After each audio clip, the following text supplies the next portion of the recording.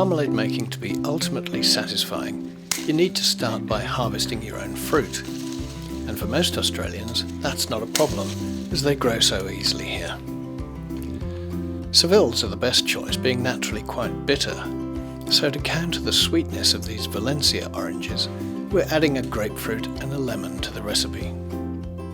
Add some sugar and water, and a couple of hours, and you've got a fabulous preserve to brighten any breakfast.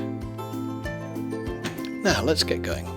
We need around 900 grams of the fruit, so around 700 grams of oranges will do, as half the grapefruit will make up the full 900, and the lemon just gets added on.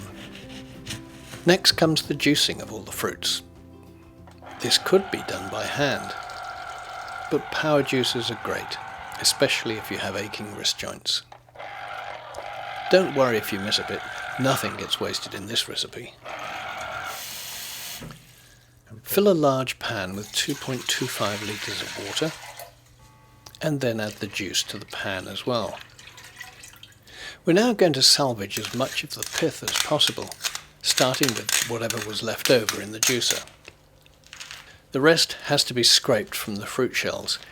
It's the most laborious part of marmalade making, but it is essential as the pectin that makes it set to a jelly is in this part of the fruit.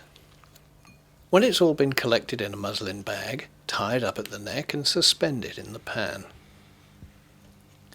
Next we slice the peel, such a distinctive part of marmalade.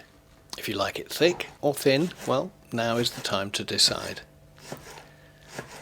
Collect it in a bowl and add to the pan, setting it to simmer on a low heat for around 2 hours, depending on the type of rind and thickness of your slices. You'll know by squeezing the rind. If it's soft, it's ready. If not, give it another 15 to 20 minutes. Now remove the bag and let it cool on the side for a while.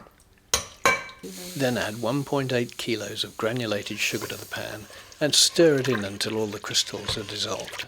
Squeezing the juices out of the bag requires some effort, and a couple of plates make a great juice press, making sure you get all that gelatinous goo as well.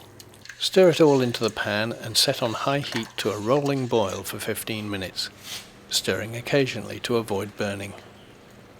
Now put a plate in the fridge to cool. And when the mixture has had its full 15 minutes of boiling, you can scoop a spoonful onto the cold plate and place it back in the fridge for a minute or so to cool all the way through. To test the viscosity of your marmalade, just push it and see if it wrinkles up nicely. If it doesn't, then keep the pan boiling for another 5 or 10 minutes until you have a nicely jellified end result. So your marmalade is now ready, but needs to cool down before decanting. In the meantime, you can put your clean jars into the oven at around 170 degrees C. They'll take around 5 minutes to warm up. Cut some greaseproof paper into circles to fit inside your jar necks. Or you can buy them ready-made, but homemade is always better.